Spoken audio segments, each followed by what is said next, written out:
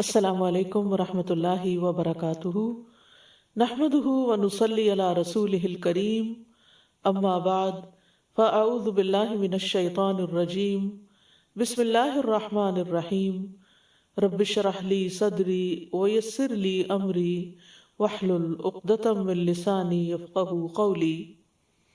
قل لن يصيبنا إلا ما كتب الله لنا هو مولانا وعلى الله فليتوكل المؤمنون۔ قل لن يصيبنا الا ما كتب الله لنا هو مولانا وعلى الله فليتوكل المؤمنون۔ کہہ دیجئے ہمیں ہرگز کوئی نقصان نہ پہنچے گا مگر جو اللہ نے ہمارے لیے لکھ دیا وہی ہمارا مولا ہے۔ ایمان والوں کو چاہیے کہ وہ اللہ ہی پر توکل کریں، اللہ ہی پر بھروسہ کریں۔ یہ دنیا اللہ نے امتحان کے لیے بنائی ہے،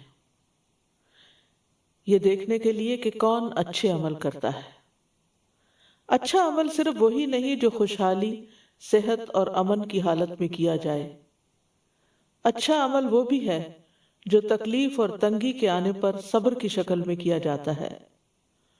مومن نعمت ملنے پر خوش ہوتا ہے اور اللہ کا شکر ادا کرتا ہے، تکلیف آنے پر اللہ سے ناراض نہیں ہوتا، بخوشی صبر کرتا ہے، کیونکہ وہ یہ جانتا ہے کہ دونوں ہی امتحان ہیں۔ وہ جانتا ہے کہ اس کا رب اس کے اپنے بندوں پر ظلم کرنے والا نہیں، اور یوں بھی کبھی آسانی تکلیف کے ساتھ ہی آتی ہے۔ ان مع العسر یسرا فان مع العسر یسرا، بے شک یقیناً تنگی کے ساتھ آسانی ہے، بس بے شک تنگی کے ساتھ ہی آسانی ہے۔ تو یہ تنگی اور تکلیف زندگی کا ایک عمل ہے، کبھی انسان پر سہولت ہوتی ہے اور کبھی تنگی ہوتی ہے، لیکن یہ سب کچھ کیوں ہے؟ تکلیف گناہوں کو مٹانے کا سبب بنتی ہے، درجات کی بلندی کا باعث بنتی ہے۔ بندہ مومن جانتا ہے کہ اس مشکل وقت میں میرا رب مجھے کچھ سکھانا چاہتا ہے، میری اصلاح کرنا چاہتا ہے، اور یہ کہ یہ میری تقدیر کا حصہ بھی ہے اور اسی کا فیصلہ ہے، اور اس کا ہر فیصلہ خیر پر مبنی ہے۔ اس کے پیچھے کوئی نہ کوئی حکمت ہوتی ہے، کوئی مصلحت ہوتی ہے، اور اللہ کی حکمت اللہ کے علم پر مبنی ہے۔ لہٰذا اس نے جو بھی ہماری تقدیر بنائی ہے وہ ہمارے ہی حق میں ہے۔ کتب اللہ لنا، نہ کہ علینا، یعنی جو بھی مشکل آتی ہے اور تقدیر کا لکھا جو بھی ہمارے حق میں ہے وہ دراصل ہماری ہی بھلائی کے لیے ہوتا ہے۔ تو آئیے اس آیت کی کچھ مزید وضاحت دیکھتے ہیں۔ قُل لَن يُصِيبَنَا إِلَّا مَا كَتَبَ اللَّهُ لَنَا، کہہ دیجئے ہرگز ہمیں نہیں پہنچے گا، یعنی کوئی بھی نقصان، کوئی بھی مصیبت، مگر وہی جو اللہ نے ہمارے لیے لکھ دی۔ تو اس لیے ہمیں کیا کرنا چاہیے؟ تقدیر پر ایمان لانا چاہیے۔ یہ اللہ تعالیٰ کی تقدیر پر ایمان اور یقین کی برکت کا ذکر ہے، اور حقیقت یہ ہے کہ جس نے قضاء و قدر میں اللہ تعالیٰ کے راز کو پا لیا، اس کی حکمت کو سمجھ لیا، اس پر مصیبتیں آسان ہو جاتی ہیں۔ قرآن مجید سے ہمیں یہ پتہ چلتا ہے کہ کوئی بھی تکلیف جو آتی ہے اللہ کے اذن ہی سے آتی ہے۔ ما اصاب من مصیبت الا باذن اللہ ومن یؤمن باللہ یہد قلبہ واللہ بکل شیء علیم۔ جو مصیبت بھی آتی ہے وہ اللہ کے اذن سے آتی ہے، اور جو شخص اللہ پر ایمان لائے تو اللہ اس کے دل کو ہدایت بخشتا ہے، اور اللہ ہر چیز کو جاننے والا ہے۔ ہمارا نفع نقصان بھی اللہ کے ہاتھ میں ہے۔ سورۃ یونس میں اللہ تعالیٰ فرماتے ہیں وَإِن يَمْسَسْكَ اللَّهُ بِضُرٍّ فَلَا كَاشِفَ لَهُ إِلَّا هُوَ وَإِن يُرِدْكَ بِخَيْرٍ فَلَا رَادَّ لِفَضْلِهِ يُصِيبُ بِهِ مَن يَشَاءُ مِنْ عِبَادِهِ وَهُوَ الْغَفُورُ الرَّحِيمُ۔ اور اگر اللہ تمہیں کوئی تکلیف پہنچائے تو اس کے سوا کوئی اسے دور کرنے والا نہیں، اور اگر وہ تمہارے ساتھ کسی بھلائی کا ارادہ کر لے تو کوئی اس کے فضل کو ہٹانے والا نہیں، وہ اسے اپنے بندوں میں سے جس کو چاہے پہنچاتا ہے، یعنی تکلیف بھی اور فضل بھی، اور وہی بے حد بخشنے والا نہایت رحم کرنے والا ہے۔ اسی طرح سورۃ الاعراف میں آتا ہے کہ اللہ کے سوا کوئی بھی نفع نقصان کا مالک نہیں۔ قل لا املک لنفسی نفعا ولا ضرا الا ما شاء اللہ، کہہ دیجئے میں اپنی جان کے لیے نہ کسی نفع کا مالک ہوں نہ کسی نقصان کا، مگر جو اللہ چاہے، یعنی وہی مجھے پہنچے گا۔ کسی بھی اللہ کے سوا کسی کو بھی نفع نقصان کا مالک سمجھنا یہ سراسر حماقت ہے اور شرک کی ایک قسم ہے۔ سورۃ یونس میں اللہ تعالیٰ فرماتے ہیں وَلَا تَدْعُ مِن دُونِ اللَّهِ مَا لَا يَنفَعُكَ وَلَا يَضُرُّكَ فَإِن فَعَلْتَ فَإِنَّكَ إِذًا مِنَ الظَّالِمِينَ، اور اللہ کو چھوڑ کر اس چیز کو مت پکارو جو نہ تمہیں نفع دے اور نہ تمہیں نقصان پہنچائے، پھر اگر تم نے ایسا کیا تو یقیناً تم اس وقت ظالموں میں سے ہوگے۔ یہ بھی یاد رکھنا چاہیے کہ پوری دنیا بھی مل کر اگر ہمیں کوئی نفع پہنچانا چاہے تو اللہ کے حکم کے بغیر ایسا نہیں کر سکتے۔ اسی طرح اگر سارے لوگ مل کر، پوری دنیا کے لوگ مل کر ہمیں کوئی نقصان دینا چاہیں تو بھی وہ نقصان نہیں دے سکتے مگر اللہ چاہے تو۔ عبداللہ بن عباس سے روایت ہے کہ نبی صلی اللہ علیہ وسلم نے فرمایا جان رکھو کہ اگر ساری امت مل کر بھی تمہیں نفع پہنچانا چاہے تو تمہیں نفع نہیں پہنچا سکتی سوائے اس کے جو اللہ نے تمہارے لیے لکھ دیا، اور اگر وہ سارے مل کر تمہیں نقصان پہنچانا چاہیں تو نقصان نہیں پہنچا سکتے سوائے اس کے جو اللہ نے تمہارے لیے لکھ دیا۔ اور یہ ایک بہت بڑی حقیقت ہے جس کی عملی مثال ہمیں تاریخ میں ملتی ہے۔ سعید بن جبیر رضی اللہ عنہ، حجاج نے ان کو بلایا اور کہا کہ میں تمہیں قتل کر دوں گا، تو وہ مسکرا دیے، کہنے لگے کہ اگر میری موت، میرا نفع نقصان تمہارے ہاتھ میں ہوتا تو پھر میں اللہ کو چھوڑ کر تجھے پوچھتا، یعنی میری موت، میری زندگی، میرا نفع نقصان سب کچھ تو میرے رب کے ہاتھ میں ہے، تو میرا کیا بگاڑ سکتے ہو؟ تو حقیقت ہے کہ وہ ان کا کچھ بھی نہ بگاڑ سکا۔ اسی طرح آپ دیکھیے کہ ابراہیم علیہ السلام کو آگ میں پھینکا گیا تھا، لیکن آگ اللہ کے حکم سے ٹھنڈی ہو گئی، سلامتی والی ہو گئی، اور آگ نے ان کا کچھ بھی نہیں بگاڑا، کیونکہ آگ تو اللہ کے حکم سے جلاتی، اور اگر اللہ کا اذن نہ ہو تو آگ اپنا کام نہیں کرتی، لہذا نفع نقصان تو اللہ کے ہاتھ میں ہے۔ پھر اسی طرح خالد بن ولید جو کہ 100 کے قریب جنگوں میں شریک ہو چکے تھے، ان کے جسم پر، وہ کہتے ہیں کہ میرے جسم پر ایک بالشت بھر جگہ بھی ایسی نہیں کہ جہاں کسی تیر، تلوار یا نیزے کا نشان نہ ہو، اتنے زخم تھے، یعنی زخموں کے نشان تھے، زخم تو ساتھ ساتھ ٹھیک ہو گئے تھے، لیکن ان کو اپنے بستر پر ہی موت آئی۔ تو کہتے تھے کہ بزدلوں کو میرا پیغام پہنچا دو کہ موت سے نہ ڈریں، کیونکہ میں نے اتنی جنگوں میں حصہ لیا اور میری میدان جنگ میں کسی میں شہادت نہیں ہوئی بلکہ مجھے بستر پر ہی موت آئی۔ یہ یقین اگر انسان کو ہو جائے کہ موت بھی اللہ کے اذن سے ہے، بیماری بھی اللہ کے اذن سے ہے، اور اسی طرح خوشحالی بھی اللہ کے اذن سے، یہ بھی اسی نے دی ہے، تو پھر انسان کے اندر کی ٹینشن اور پریشر اور خوف اور غم یہ اس سے دور ہو جاتا ہے، اور وہ ہر حال میں امن سے جینا سیکھ لیتا ہے۔ حقیقت یہ ہے کہ انسان کو وہی پہنچتا ہے جو تقدیر میں لکھا ہوا ہے، اور اللہ کے فیصلے بہت پہلے لکھے گئے تھے۔ حدیث میں آتا ہے کہ سب سے پہلے اللہ تعالیٰ نے قلم کی تخلیق کی اور اسے حکم دیا کہ مستقبل میں ہونے والی تمام چیزوں کو لکھ دو۔ عبداللہ ابن عمرو ابن العاص سے روایت ہے، وہ کہتے ہیں کہ میں نے رسول اللہ صلی اللہ علیہ وسلم کو فرماتے ہوئے سنا کہ اللہ نے آسمان و زمین کی تخلیق سے 50,000 سال پہلے مخلوقات کی تقدیریں لکھ دی، اور اللہ کا عرش پانی پر تھا، یعنی اتنا پہلے سب کچھ لکھا گیا۔ اس وقت ہم جو یہاں بیٹھے ہیں اور جو سن رہے ہیں اپنی اپنی جگہوں پر، تو وہ سب جانتے ہیں کہ یہ ہمارے حصے میں لکھا ہوا تھا، اور اللہ سبحانہ وتعالیٰ نے اس وقت سے لکھا ہوا ہے کہ جب ساری تقدیریں لکھی گئی تھی. ہمیں تو ایک دن پہلے بھی نہیں پتا تھا کہ ہم سب آج یعنی جتنے بھی لسنرز ہیں اس وقت یہ بات سن رہے ہوں گے، لیکن اللہ نے تو یہ سب کچھ پہلے سے ہی فیصلہ کر دیا تھا. قرآن مجید میں آتا ہے سورۃ الحدید میں ما اصاب من مصیبت فی الارض ولا فی انفسکم الا فی کتاب من قبل ان نبرأها ان ذلک علی اللہ یسیر لکی لا تأسوا علی ما فاتکم ولا تفرحوا بما آتاکم واللہ لا يحب کل مختال فخور. کوئی مصیبت نہ زمین پر پہنچتی ہے اور نہ تمہاری جانوں پر مگر وہ ایک کتاب میں لکھی ہے اس سے پہلے کہ ہم اسے پیدا کریں. یقیناً یہ اللہ پر بہت آسان ہے تاکہ تم نہ غم کرو اس پر جو تمہارے ہاتھ سے نکل جائے. جو تمہارے ہاتھ سے نکل جائے اس پہ غم نہ کرو اور اس پہ اکڑ نہ جاؤ جو اللہ تمہیں عطا فرمائے.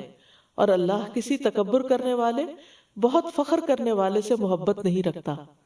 یعنی وہ شخص تکبر والا یہاں کون ہے کہ وہ جو سمجھتا ہے کہ سب کچھ اس کی محنت اور کوشش کا نتیجہ ہے، اور جب اس کی محنت کا نتیجہ سامنے آتا ہے تو وہ اس پر اترانے لگتا ہے اور فخر کرنے لگتا ہے.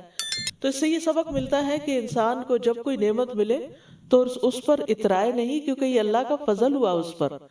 بہت سے لوگ ایسی محنت اور ایسی کوشش کرتے ہیں لیکن وہ اس حال کو اس انجام کو یا نتیجے کو نہیں پہنچتے یا وہ فائدہ حاصل نہیں کر پاتے جو اللہ کے دینے سے ہی انسان کو ملتا ہے. تو یاد رکھیے قیامت تک ہونے والی ہر چیز لکھی ہوئی ہے. الم تعلم ان اللہ یعلم ما فی السماء والارض ان ذلک فی کتاب ان ذلک علی اللہ یسیر. کیا تم نہیں جانتے کہ اللہ وہ سب کچھ جانتا ہے جو آسمان اور زمین میں ہے، بلا شبہ یہ سب کچھ ایک کتاب یعنی لوح محفوظ میں درج ہے، اور اللہ کے لیے یہ بات بہت آسان ہے. سورۃ یاسین میں آتا ہے وَكُلَّ شَيْءٍ أَحْصَيْنَاهُ فِي إِمَامٍ مُبِينٍ، اور ہم نے ہر چیز کا ایک واضح کتاب یعنی لوح محفوظ میں ریکارڈ رکھا ہوا ہے. تو گویا ہر چیز تقدیر سے ہے. طاؤس کہتے ہیں میں نے رسول اللہ صلی اللہ علیہ وسلم کے متعدد صحابہ سے ملاقات کی، وہ کہتے تھے ہر چیز تقدیر سے وابستہ ہے. یعنی صرف انسانی کی تقدیر نہیں بلکہ ہر چیز کی جو بھی اس کائنات میں پائی جاتی ہے، اس کا آغاز کب ہوا، اس کا انتہا کب ہوگی، اس کا فائدہ، اس کا نقصان، سب کچھ لکھا ہوا ہے. کوئی چیز بھی تقدیر سے آگے نہیں بڑھ سکتی. یعنی اللہ نے جو فیصلہ کر دیا اس سے آگے کسی اور کا فیصلہ نہیں چلتا. نبی صلی اللہ علیہ وسلم نے فرمایا اگر تقدیر سے پہلے تقدیر سے کوئی چیز سبقت کر سکتی تو وہ نظر تھی، لیکن وہ بھی اللہ کے اذن سے ہی ہوتی ہے. عمر، رزق، عمل سب کچھ تقدیر سے ہے. ابو درداء کہتے ہیں کہ میں نے رسول اللہ صلی اللہ علیہ وسلم کو فرماتے ہوئے سنا اللہ ہر بندے کی تخلیق میں 5 چیزیں لکھ چکا ہے، اس کی عمر، اس کا رزق، اس کا عمل، اور یہ کہ وہ شقی ہوگا یا سعید. بعض لوگ یہ باتیں پڑھ کر یا سن کر یہ سمجھتے ہیں کہ جب سب کچھ لکھا ہوا ہے تو پھر ہمیں تو کچھ کرنے کی ضرورت نہیں. اس کا یہ مطلب نہیں، اللہ کو یہ پتا تھا. یعنی تقدیر کیا ہے؟ علم اللہ السابق، کہ کسی کام کے واقع ہونے سے پہلے ہی اللہ کو معلوم ہونا کہ یہ ایسے ہوگا. ہم بعض اوقات اپنے تجربات اور محدود معلومات کی روشنی میں بعض اوقات پہلے سے پیشن گوئی کرنے لگتے ہیں کہ یہ چیز ایسے ہوگی. اب یہ پانی زیادہ ہو گیا تو کھانا یوں پکے گا، اور کم ہو گیا تو یوں پکے گا. اور ہر چیز کے معاملے میں ہم ایک اندازہ کرتے رہتے ہیں. تو ہمارے اندازے تو صحیح بھی ہو سکتے ہیں اور غلط بھی ہو سکتے ہیں، لیکن اللہ سبحانہ وتعالیٰ کا جو اندازہ ہے، علم ہے کسی بھی چیز کے بارے میں، وہ غلط نہیں ہے اور اس میں کوئی خطا نہیں ہے. اور اگر اللہ کو یہ پتہ نہ ہو، اب یہ کہ یعنی کہ اللہ سبحانہ وتعالیٰ کو اول سے آخر تک جو ہونے والا سب علم تھا، اور اگر اللہ سبحانہ وتعالیٰ کو پتہ نہ ہو تو اس کا علم کامل ہی نہیں ہو سکتا. پھر وہ الہ کیسے ہو سکتا ہے؟ تو بالکل بنیادی چیز ہے کہ اس کو معلوم تھا کہ میں کون سی چیز پیدا کروں گا اور اس کو کیا کیا دوں گا تو وہ اس کو کیسے استعمال کرے گا، تو اس نے پہلے سے ہی لکھا ہوا. یعنی گویا انسان کا ہر عمل اللہ کے علم میں ہے اس سے پہلے کہ انسان اس کو کرے. بعض اوقات بچہ چل رہا ہوتا تو ہم کہتے ہیں یہ گرے گا. ہمیں صرف اس تجربات کی بنا پر اگر ہم یہ بات کر رہے ہوتے ہیں تو اللہ کا تو علم کامل ہے، مکمل ہے، پرفیکٹ ہے، جس کی بنا پر وہ پہلے سے ہی جانتا ہے کہ کون انسان کیا کرنے والا ہے۔ پھر اسی طرح ایک حدیث سے ہمیں پتہ چلتا ہے کہ انسان کی رنگت، مزاج اور یہ سب کچھ بھی تقدیر سے ہے۔ رسول اللہ صلی اللہ علیہ وسلم نے فرمایا، بے شک اللہ نے آدم کو ایک مٹھی مٹی سے پیدا کیا جسے ساری زمین میں سے جمع کیا تھا۔ بس بنی آدم زمین کی مٹی کے لحاظ سے ہیں، ان میں سے کوئی سرخ ہیں، کوئی سفید ہیں، کوئی سیاہ ہے، کوئی ان کے درمیان ہے، کوئی نرم خو ہے تو کوئی سخت طبیعت کا مالک ہے، کوئی بری طبیعت کا مالک ہے اور کوئی اچھی طبیعت والا ہے۔ پھر اسی طرح حسن کہتے ہیں کہ آزمائش کا آنا بھی تقدیر میں سے ہے۔ بے شک اللہ نے مخلوقات کو پیدا کیا تو ان کے ساتھ ان کی تقدیر کو پیدا کیا، ان کی عمروں کو تقدیر کے مطابق تقسیم کیا، ان کے رزقوں کو تقدیر کے مطابق تقسیم کیا، اور آزمائش اور صحت اور تندرستی کو بھی تقدیر کے مطابق تقسیم کیا۔ تو گویا بیماری بھی تقدیر کا حصہ ہے۔ آج کل جو بیماری پھیلی ہوئی ہے یہ بھی تقدیر کا حصہ ہے، جس نے بہت سے لوگوں کو اپنی لپیٹ میں لیا ہوا ہے، اور یہ اللہ کے علم میں تو زمین و آسمان کی پیدائش سے 50,000 سال پہلے ہی تھا، ازل سے ہی تھا۔ پھر اسی طرح اخلاق بھی اللہ نے تقسیم کیے ہیں، جیسے رزق تقسیم کیا ہے۔ اسی طرح عقل مندی اور بے وقوفی بھی تقدیر میں سے ہے۔ کل شیء بقدر حتی العجز والکیس، رسول اللہ صلی اللہ علیہ وسلم نے فرمایا ہر چیز تقدیر سے وابستہ ہے، یہاں تک کہ فہم و فراست اور بے بسی بھی۔ پھر اسی طرح اولاد کا ملنا، موت کا وقت اور جگہ کا مقرر ہونا۔ پھر اسی طرح تقدیر میں جو لکھا ہے اس میں نہ اضافہ ہو سکتا ہے نہ کمی ہو سکتی ہے، لیکن اس کا یہ مطلب نہیں کہ انسان احتیاط نہ کرے اور اپنی پریکاشنز نہ لے، کیونکہ اللہ سبحانہ وتعالیٰ نے انسان کو ارادہ اور اختیار بھی دیا ہے، اور یہ بھی تقدیر کا حصہ ہے کہ اس کو جیسے باقی رزق ملے ہیں تو یہ رزق بھی ملا ہے کہ، اور پھر اللہ کو پہلے سے ہی پتا تھا کہ یہ اپنے ارادے اور اختیار کو کس طرح استعمال کرے گا۔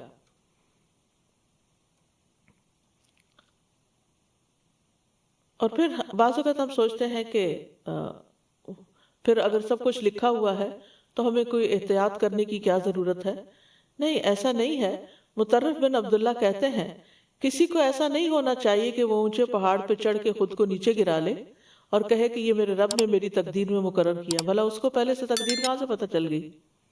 بلکہ اسے احتیاط اور کوشش کرنی چاہیے اور بچاؤ کرنا چاہیے۔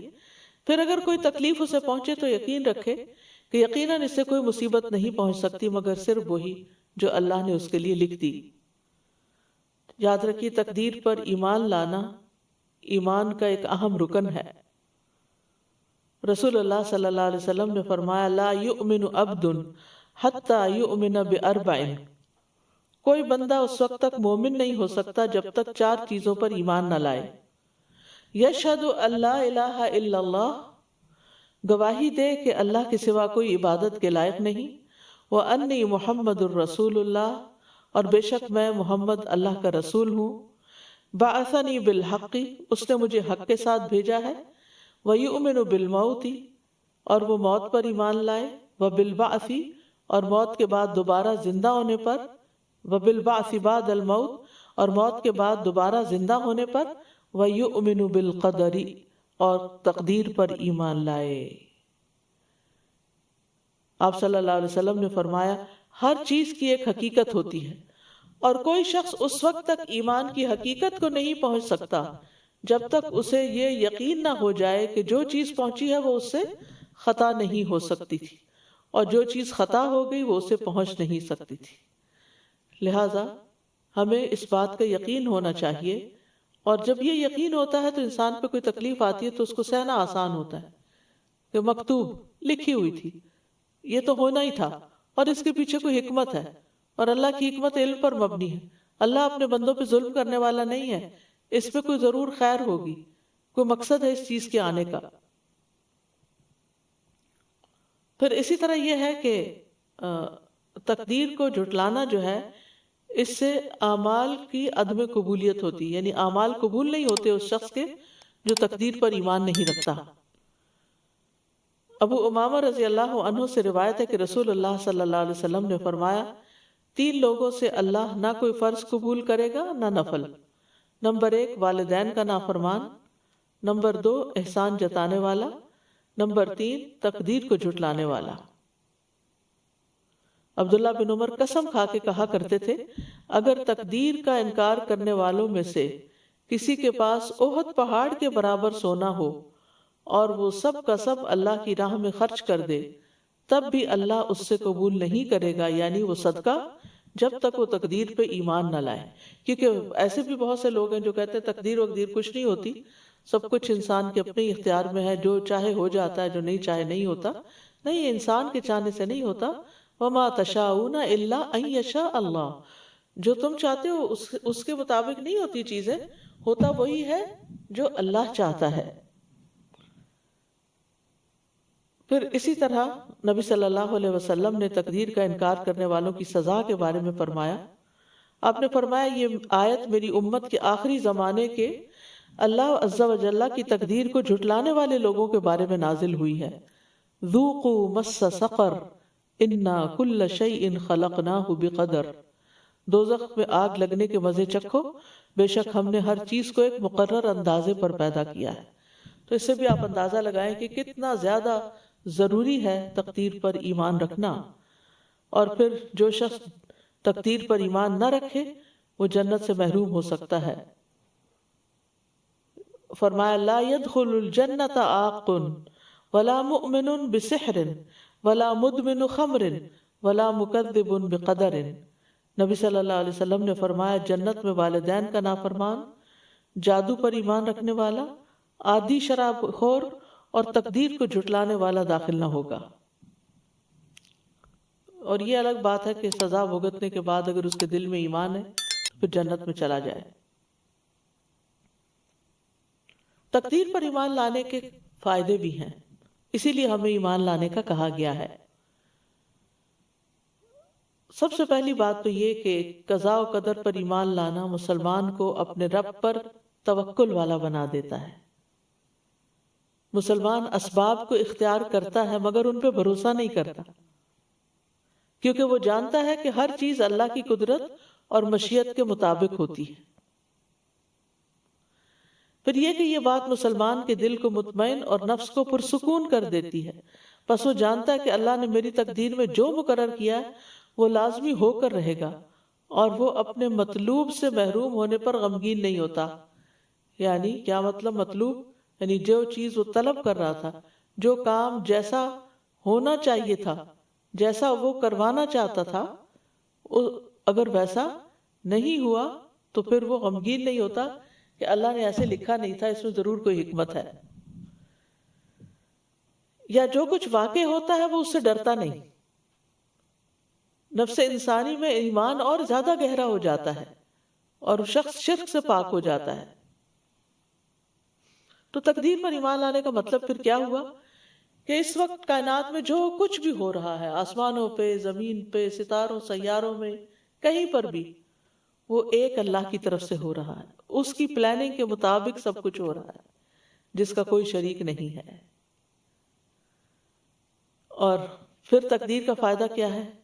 تقدیر پر راضی رہنے والے کے لیے دنیا بھی جنت بن جاتی ہے۔ ابن قیم رحمہ اللہ کہتے ہیں، اللہ کی تقدیر پر راضی ہونا اللہ کا بہت بڑا دروازہ ہے اور دنیا کی جنت ہے، اور عبادت گزاروں کی آرام گاہ ہے، اور شوق رکھنے والوں کی آنکھوں کی ٹھنڈک ہے۔ اور جو اپنے دل کو تقدیر پر راضی کرنے کے ساتھ بھر لیتا ہے، اللہ اس کے دل کو بے نیازی اور امن سے بھر دیتا ہے، اس کو اپنی محبت کے لیے خالی کر لیتا ہے، اس کی طرف متوجہ ہو جاتا ہے۔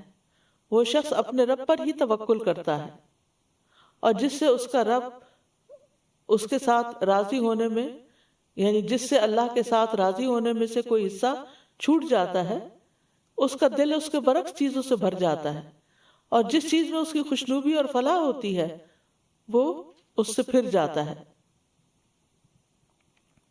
پھر اسی طرح انسان جب تقدیر پر ایمان لاتا ہے تو اس کی زندگی میں راحت اور کشادگی آتی ہے۔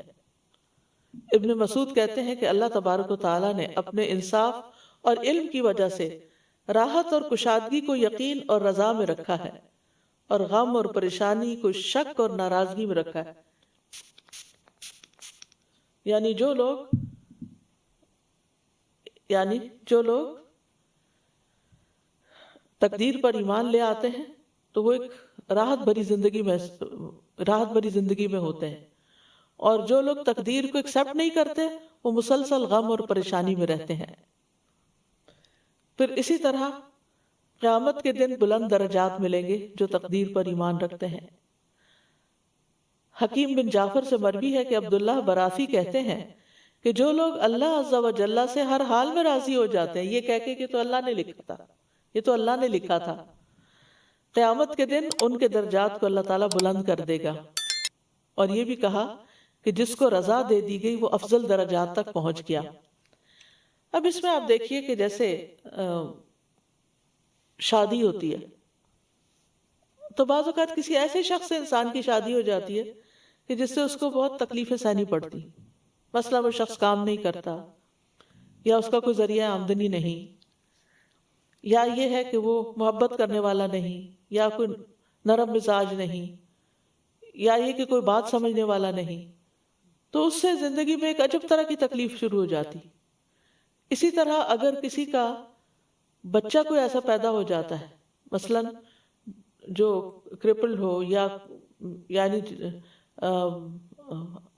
اسپیشل بچہ ہو، چل نہ سکتا ہو، یا بول نہ سکتا ہو، یا سن نہ سکتا ہو، تو یعنی معذوری ہو اسے کسی قسم کی، تو انسان رنج اور یعنی خصوصاً ماں رنج اور غم میں مبتلا رہتی ہے۔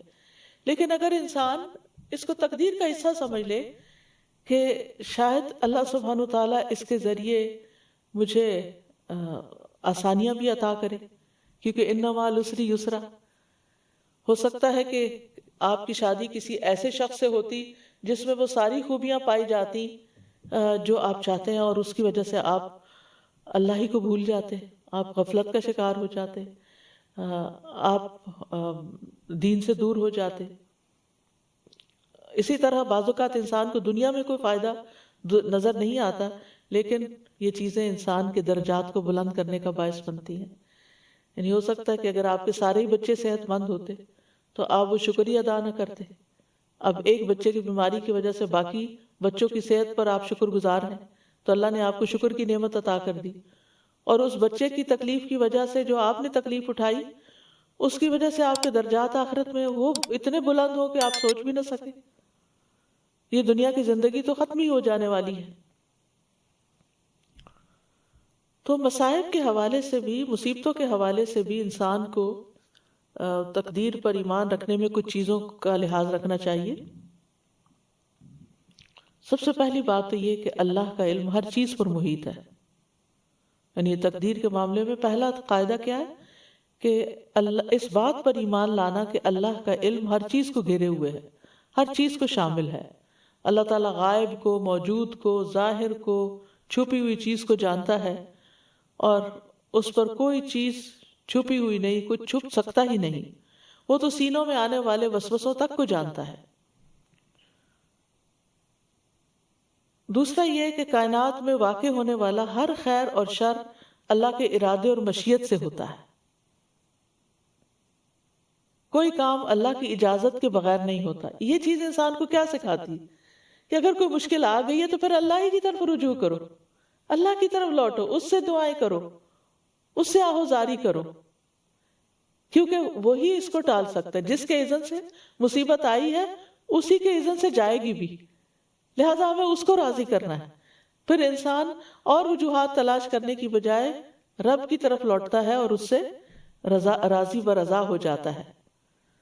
تیسری بات یہ یاد رکھیے کہ اللہ کا ہر فیصلہ، چاہے وہ بیماری کا ہو یا صحت کا ہو یا مالی خوشحالی کا ہو یا تنگی کا ہو، حکمت اور مصلحت پر مبنی ہے، کیونکہ اللہ سبحانہ وتعالیٰ نے کسی بھی چیز کو بیکار نہیں پیدا کیا، بے مقصد نہیں بنایا، کیونکہ وہ جانتا ہے کہ کس شخص کو کس جگہ پر کیا چیز چاہیے۔ کیونکہ بعض اوقات انسان اللہ کی بہت نعمتیں پا کر بہت بگڑ بھی جاتا ہے، تو اللہ کو پتا ہے کہ اس شخص کو یہ نہیں ملنا چاہیے کیونکہ یہ مجھ سے دور ہو جائے گا، یہ اپنی آخرت خراب کر بیٹھے گا۔ وَلِلَّهِ الْمَثَلُ الْأَعْلَىٰ، جیسے آپ عام طور پر کیا کرتے ہیں کہ مثلا بچے چاہتے ہیں کہ ان کو ایک سویٹ کے بعد ایک سویٹ دے دی جائے، اور بعض اوقات وہ رونے لگتے ہیں، بعض اوقات وہ لیٹ کے ایڑیاں رگڑنے لگتے ہیں، بعض اوقات آپ کے کپڑے کھینچتے ہیں، بعض اوقات آپ کے بال نوچتے ہیں کہ ہمیں وہ سویٹ دے دے، لیکن ماں ایک سے زائد نہیں دینا چاہتی۔ کیوں؟ کیونکہ بچے کے دانت خراب ہو سکتے ہیں، بچہ بیمار ہو سکتا ہے، لیکن بچے کو تو اس بات کی سمجھ ہی نہیں آتی۔ تو ہم سب کو بھی سمجھ نہیں آتی کہ اللہ تعالیٰ نے کوئی چیز ہم سے کیوں روکی ہوئی ہے، ہم سے کوئی چیز جو ہم مانگتے ہیں، ہم چاہتے ہیں، وہ کیوں نہیں ہمیں مل جاتی۔ اور کل قیامت کے دن جب راز کھلے گے تو انسان اپنے ہی آپ کو ملامت کرے گا کہ یہ میری غلطی تھی کہ میں نے چیزوں کو اس طرح نہیں لیا جیسے اللہ تعالیٰ میرے لیے چاہتا تھا۔ تو یاد رکھیے بظاہر نظر آنے والے شر میں بھی خیر ہو سکتی ہے اور شر کے فیصلے میں بھی خیر چھپی ہوتی ہے۔ قرآن مجید میں آتا ہے عَسَىٰ أَن تُحِبُّوا شَيْئًا وَهُوَ شَرٌّ لَكُمْ وَعَسَىٰ أَن تَكْرَهُوا شَيْئًا وَهُوَ خَيْرٌ لَكُمْ۔ ہو سکتا ہے ایک چیز کو تم بہت پسند کرتے ہو اور وہ تمہارے حق میں اچھی نہ ہو، اور ایک چیز کو تم سخت ناپسند کرتے ہو اور وہی چیز تمہارے حق میں بہتر ہو۔ اللہ جانتا ہے اور تم نہیں جانتے۔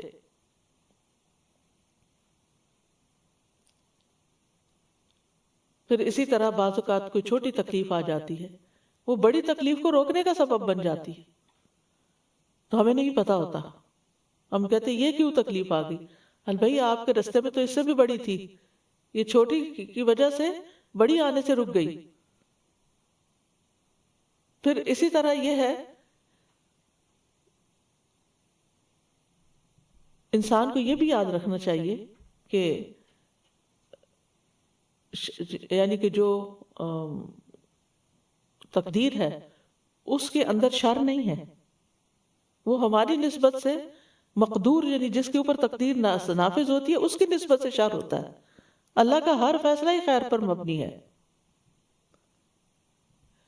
تو مطلب انسانوں کو جب مصیبت آتی ہے تو وہ ان کے حق میں خیر ہوتی ہے، اور ان کو جب خیر ملتی ہے تو وہ بھی ان کے حق میں خیر ہوتی ہے۔ مصائب انسان کے حق میں شر ہوتے ہیں، وہ تکلیف محسوس ہوتی ہے، لیکن اللہ کے فعل میں وہ شر نہیں شمار ہوتے۔ تو کوئی چیز ایک سائڈ سے آپ کو بری محسوس ہوتی ہے لیکن دوسرے اعتبار سے وہ آپ ہی کے حق میں اچھی ہوتی ہے۔ بعض اوقات کوئی بیماری آپ کو آتی ہے تو آپ اس پہ پریشان ہو جاتے ہیں، حالانکہ اس بیماری کا علاج کرتے کرتے وہ ایک بڑی بیماری جو پیچھے آ رہی تھی اس کا بھی ساتھ ہی علاج ہو جاتا ہے۔ بعض بیماریاں چھپی بھی ہوتی ہیں، انسان کو پتہ ہی نہیں ہوتا کہ وہ مجھے تکلیف پہنچنے والی ہے، تو آپ کو کوئی چھوٹی بیماری لاحق ہو جاتی ہے، مثلا سر درد ہو جاتا ہے، آپ اس کا علاج شروع کرتے ہیں تو آپ کو پتہ چلتا ہے کہ آپ کو تو اس سے بھی بڑی کوئی بیماری ہے، اور اس کا آپ علاج شروع کرتے تو اس سے بڑی کیا آپ کو نہیں خبر ہوتی، تو یہ دوسرے درجے کی بیماری ہے، اس کے علاج میں تیسرے درجے کی بیماری کا بھی علاج ہو جاتا ہے۔ پھر پانچویں بات یہ کہ اللہ جو چاہتا ہے کرتا ہے، اس لیے کہ وہ مالک ہے، اس سے پوچھا نہیں جا سکتا کہ آپ ایسا کیوں کر رہے ہیں، لیکن انسانوں سے پوچھا جائے گا کیونکہ ہر چیز اس نے بنائی ہے نا، ہر چیز اس کی پیدا کرتا ہے۔ مالک وہ ہے، مالک اپنی ملکیت میں جتنی بھی چیزیں ہیں ان کے ساتھ جو چاہے معاملہ کرے کیونکہ وہ مالک ہے، کسی کو کیا اعتراض ہو سکتا ہے۔ لیکن یاد رکھیے کہ ہمارا مالک وہ ہے جو ظلم نہیں کرتا۔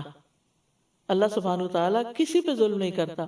سورۃ الکہف میں آتا ہے وَلَا يَظْلِمُ رَبُّكَ أَحَدًا، اور تیرا رب کسی پر ظلم نہیں کرتا۔ ساتویں چیز جو ہے وہ کہ اللہ تعالیٰ بہت رحم کرنے والا ہے، ہمارے والدین سے بڑھ کر ہم سے محبت کرتا ہے اور رحم فرمانے والا ہے، تو ہمیں اس سے رحم مانگنا چاہیے۔ آٹھویں چیز یہ ہے کہ اللہ سبحانہ تعالیٰ کے اسماء کے علاوہ ہر چیز مخلوق ہے۔ اللہ خالق کل شیء وخلق وکل شیء فقدرہ تقدیرا، اسی نے ہر چیز کو پیدا کیا اور اس کا اندازہ مقرر کیا، پورا اندازہ۔ واللہ خلقکم وما تعملون، اللہ ہی نے تمہیں پیدا کیا اور جو تم کرتے ہو وہ بھی اسی کی کریشن ہے، ہمارے کام جو ہے وہ اللہ کی کریشن ہے۔ تو اس سے کیا پتہ چلتا ہے کہ پھر انسان یہ جان لے اگر، تو پھر اس کو یہ سمجھ آ جاتی ہے کہ اس کا جو دشمن ہے وہ کمزور ہے، اس کا ہیلا کم ہے، اور وہ بھی اللہ کی مخلوق ہے، یعنی وہ خدا نہیں ہے. ویسے شیطان کو ہم نے ہوا بنایا ہوا ہوتا ہے، یا اسی طرح کچھ اور لوگوں کو، تو وہ اللہ کی مخلوق ہے، وہ بھی کمزور ہے، خالق تو صرف اللہ ہے. 9ویں چیز یہ ہے کہ اللہ تعالیٰ نے دنیا کا یہ قاعدہ بنایا ہے کہ یہاں حالات بدلتے رہیں، نہ رات ہمیشہ کے لیے نہ دن ہمیشہ کے لیے، کیونکہ امتحان ہے نا. وَتِلْكَ الْأَيَّامُ نُدَاوِلُهَا بَيْنَ النَّاسِ، یہ دن تو ہم لوگوں کے درمیان باری باری بدلتے رہتے ہیں. لہذا تقدیر ہر مومن کافر سب پہ جاری ہوتی ہے، سب کے لیے تبدیلی آتی ہے. تو کرنا کیا چاہیے؟ 10واں پوائنٹ یہ ہے کہ اللہ کی تقدیروں پر صبر کرنا چاہیے. یہی کامیابی کا راز ہے. وَاسْتَعِینُوا بِالصَّبْرِ وَالصَّلَاةِ، صبر اور صلاۃ کے ساتھ مدد طلب کرو. اب یہ ہے کہ جب مصیبت آ گئی، تقدیر کا حصہ بھی ہم نے سمجھ لیا کہ تقدیر ہے، تو اب مصیبت یہ ہلکی کیسے ہو، کیونکہ اس نے جانا تو اپنے وقت پر. اب جیسے کہ لاک ڈاؤن ہوا ہے، لوگ گھروں میں بند ہیں، محصور ہیں، یہ بلا وبا جائے گی تو گھروں سے نکلیں گے نا، یہ قید ختم ہوگی. تو اب یہ جو اندر رہنے کی یا کام نہ ہونے کی یا کوئی ذریعہ آمدنی نہ ہونے کی کوئی مشکل ہے، مصیبت ہے، تو پھر یہ جائے گی تو اپنے وقت پر، اور ہلکی بھی اپنے وقت پر ہوگی. تو ابن القیم نے زاد المعاد میں کچھ چیزیں بیان کی ہیں جو مصیبت کو ہلکا کر دیتی ہیں. نمبر 1، پہنچنے والی مصیبت پر صبر کرنا، کیونکہ اگر انسان اس میں غور کرے گا تو اس میں کئی فائدے بھی نظر آئیں گے. جیسے مثال کے طور پر گھروں میں رہنے کے کئی فائدے بھی ہیں، بچوں کے ساتھ، وائف کے ساتھ قریبی، ان کو ٹائم دینے کا، ان کو فوکس کرنے کا موقع مل گیا، نمازوں میں یکسوئی آ گئی، ٹھہراؤ آ گیا، اپنے ان دور پار رشتہ داروں کے بارے میں سوچنے کا موقع مل گیا جو ضرورت مند ہو سکتے ہیں. یعنی کئی طرح کی چیزیں جو ہیں وہ انسان اس تیز رفتار زندگی میں جو بھولے ہوئے تھا، رکنے کے بعد وہ، اور سب سے بڑی بات یہ ہے کہ پولوشن ختم ہوتی جا رہی ہے. جب گاڑیاں کم چلتی ہیں، جب جہاز نہیں چلتے، اور بہت سی چیزیں، بہت سی مشینیں بند ہیں، فیکٹریز بند ہیں، تو نہ صرف یہ کہ انسانوں کو بلکہ جانوروں اور مخلوقات کو بھی سانس لینے کا موقع مل گیا. تو پہلی چیز یہ ہے کہ انسان صبر سے کام لے. دوسری چیز یہ ہے کہ اپنے سے زیادہ مصیبت میں مبتلا شخص کو دیکھے کہ وہ تو مجھ سے بھی زیادہ تکلیف میں ہے، تو اس کی تکلیف ہلکی ہو جائے گی. نمبر 3، بے صبری کا مظاہرہ نہ کرے، کیونکہ گھبراہٹ سے، واویلا کرنے سے مصیبت نہیں ٹلتی. نمبر 4، صبر اور ثواب سے محروم نہ ہو. انا للہ و انا الیہ راجعون پڑھ لے. نمبر 5، صبر اور اجر کی امید رکھے،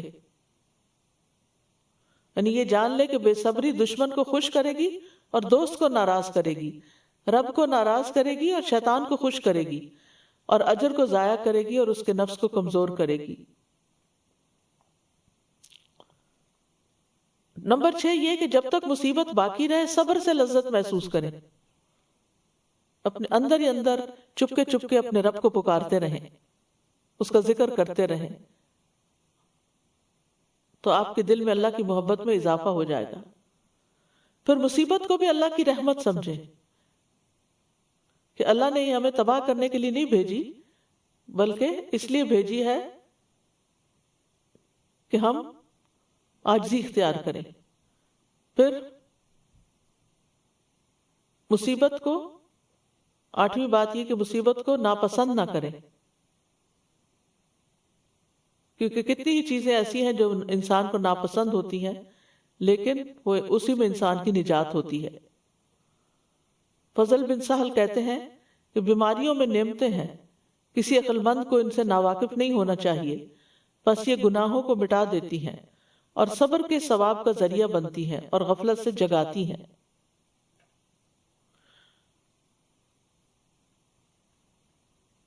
ہوا مولانا، آیت میں آتا ہے ہوا مولانا، وہ ہمارا مالک ہے، وہ ہمارا رب ہے، محافظ ہے، مددگار ہے۔ تو اللہ سبحانہ وتعالیٰ کے مولا ہونے کا تقاضا کیا ہے کہ ہم اس کی قضاء و قدر پر راضی رہیں، اور یہ یاد رکھیں کہ اللہ کے ہر فیصلے میں بھلائی ہے۔ قُل لَن يُصِيبَنَا إِلَّا مَا كَتَبَ اللَّهُ لَنَا هُوَ مَوْلَانَا۔ پھر یہ کہ یہ یاد رکھیں کہ اللہ کا بھلائی کا ارادہ ہے ہمارے ساتھ۔ رسول اللہ صلی اللہ علیہ وسلم نے فرمایا، اللہ جس کے ساتھ بھلائی کا ارادہ کرتا ہے اس کو مصیبت میں مبتلا کر دیتا ہے۔ تو جب آپ کو یعنی آپ کا اللہ سبحانہ وتعالیٰ کے بارے میں گمان اچھا ہوگا تو مصیبت بھی ہلکی ہو جائے گی۔ مصیبت میں انسان کے لیے کئی بہتریاں ہوتی ہیں، لا تحسبوہ شرا لکم بل هو خیر لکم، تم اسے اپنے لیے برا مت سمجھو بلکہ تمہارے لیے بہتر ہے۔ یہ کب بات ہوئی تھی؟ جب حضرت عائشہ رضی اللہ تعالی عنہا کے اوپر الزام لگا تھا۔ مومن کے ہر حال میں خیر ہوتی ہے، حدیث میں آتا ہے مومن کا معاملہ بھی عجیب ہے، اس کے لیے ہر بات میں بھلائی ہے اور یہ مومن کے سوا کسی کے لیے نہیں۔ وَعَلَى اللَّهِ فَلْيَتَوَكَّلِ الْمُؤْمِنُونَ، مومنوں کو اللہ پر بھروسہ کرنا چاہیے، توکل کرنا چاہیے، کیونکہ جو اللہ پہ بھروسہ کرتا ہے وہ نامراد نہیں ہوتا۔ تو توکل کیا ہے؟ توکل کا مادہ واو کاف لام ہے، جو کسی بھی کام میں کسی اور پر اعتماد کرنے پر دلالت کرتا ہے، اس کو وکیل بنانے پر، اسی سے لفظ توکل نکلا ہے، جس کا معنی ہے کام میں بے بسی کا اظہار کرنا، اپنے علاوہ کسی اور پر اعتماد کرنا، یعنی خود بے بس ہونا اور کسی اور پر ڈیپینڈنٹ ہونا کہ وہ کرے گا میرا کام۔ تو اللہ پہ توکل کرنے والا شخص وہ ہوتا ہے جو یہ جانتا ہے کہ اللہ اس کا اور اس کے رزق کا اور اس کے کاموں کا ذمہ دار ہے۔ تو انسان پھر صرف اللہ ہی کی طرف رجوع کرتا ہے، مائل ہوتا ہے، کسی اور پہ بھروسہ نہیں کرتا۔ جو جانی کہتے ہیں توکل سے مراد جو کچھ اللہ کے پاس ہے اس پر بھروسہ کرنا، اور جو لوگوں کے پاس ہے اس کی امید نہ رکھنا بلکہ اس کی طرف سے مایوس ہو جانا۔ ہم میں سے ہر ایک کو، ایمان والوں کو بارہا توکل کی تعلیم دی گئی ہے۔ قرآن مجید میں آتا ہے رب المشرق والمغرب لا الہ الا ہوا فاتخذہ وکیلا، فاتخذہ وکیلا، مشرق و مغرب کا رب اللہ ہے، رب المشرق والمغرب، اس کے سوا کوئی معبود نہیں، سو اس کو اپنا کارساز بنا لو۔ وَعَلَى اللَّهِ فَلْيَتَوَكَّلِ الْمُتَوَكِّلُونَ، اور اللہ پر بھروسہ کرنے والوں کو اللہ ہی پر بھروسہ کرنا چاہیے۔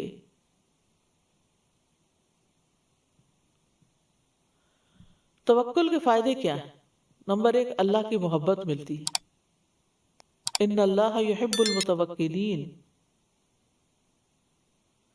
نمبر 2، اللہ کی کفایت ملتی ہے، یعنی اللہ ہر چیز کے لیے کافی ہو جاتا ہے۔ فرمایا جو کوئی اللہ پر بھروسہ کرے تو وہ اسے کافی ہے۔ وَتَوَكَّلْ عَلَى اللَّهِ وَكَفَى بِاللَّهِ وَكِيلًا، اور اللہ پر بھروسہ کیجئے، اللہ ہی وکیل، اللہ کا وکیل ہونا کافی ہے۔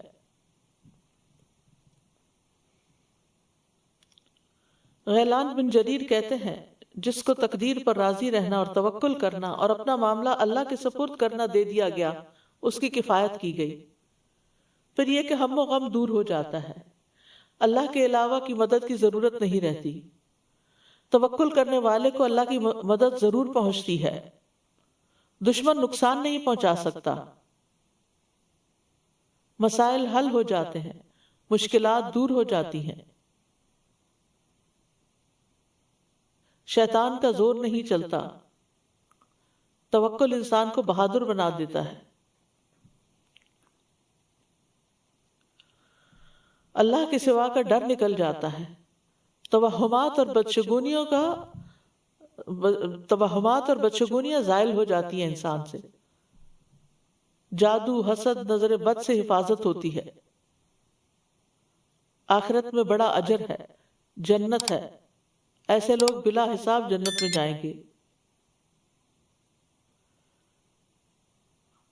کن کن معاملوں میں اللہ پہ توکل کرنا چاہیے؟ ہر معاملے میں کوئی بات غمگین کرے تو رونے کی بجائے اللہ پہ بھروسہ، کوئی اچھی لگے تو بھی اللہ پہ بھروسہ کہ یہ تو ہمیشہ نہیں رہے گی چیز، صرف اللہ ہی ہے جو ہمیشہ کے لیے ہماری مدد کرنے والا ہے۔ پھر اسی طرح لوگوں کی اذیتوں کے مقابلے میں بھی اللہ پہ توکل کرنا چاہیے۔ اگر لوگ اعراض کریں، اگنور کریں آپ کو، تو اللہ پہ بھروسہ کریں، میرے لیے اللہ کافی ہے، حسبی اللہ و نعم الوکیل۔ جب دشمنوں کا خوف ہو تو بھی اللہ پہ بھروسہ کریں، دل کی کیفیت کے ساتھ ساتھ زبان سے اظہار کریں، دشمن کے سامنے بھی اللہ پر توکل کا اظہار کریں۔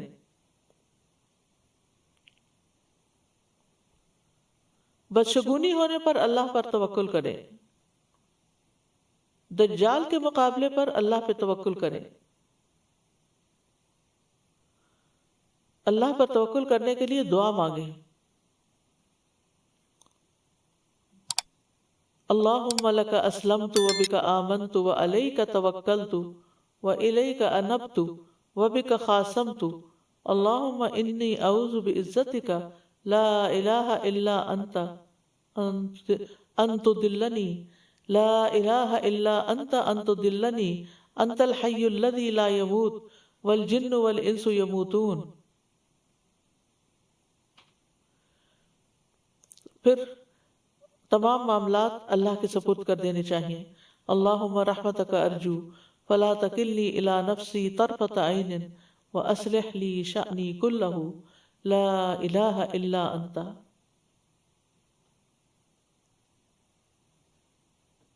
اے اللہ، میں تیری رحمت کا امیدوار ہوں، تو مجھے آہ جھپکنے تک کے لیے بھی میرے نفس کے حوالے نہ کرنا، اور میرے لیے میرے سارے معاملات درست فرما دے، تیرے سوا کوئی الہ نہیں۔ رات کو سوتے وقت بھی جو آخری دعا پڑھی جاتی ہے اس میں بھی یہی توکل ہی کا ذکر ہے۔ پھر مصیبت کی سختی سے پناہ مانگنا چاہیے کہ اللہ کی رضا حاصل کرنے کی دعا، اللہم انی اسألک الرضا بعد القضاء، اور مصیبت کے وقت اللہ سے خیر کی دعا۔ تو کرنے کے کام پھر کیا ہوئے؟ مصیبت پہنچنے پر اللہ کی طرف رجوع کرنا چاہیے، مصیبت پہنچنے پر یہ عقیدہ رکھنا چاہیے کہ اللہ کی طرف سے ہی آئی ہے، اس بات پر یقین رکھنا چاہیے کہ جو پہنچا ہے وہ ٹل نہیں سکتا تھا۔ وآخر دعوانا ان الحمد للہ رب العالمین۔ سبحانک اللہم وبحمدک اشہد ان لا الہ الا انت استغفرک واتوب الیک۔ السلام علیکم ورحمۃ اللہ وبرکاتہ۔ اللہ اکبر اللہ اکبر اللہ اکبر، لا الہ الا اللہ، اللہ اکبر اللہ اکبر وللہ الحمد، اللہ اکبر اللہ اکبر اللہ اکبر، لا الہ الا اللہ، اللہ اکبر اللہ۔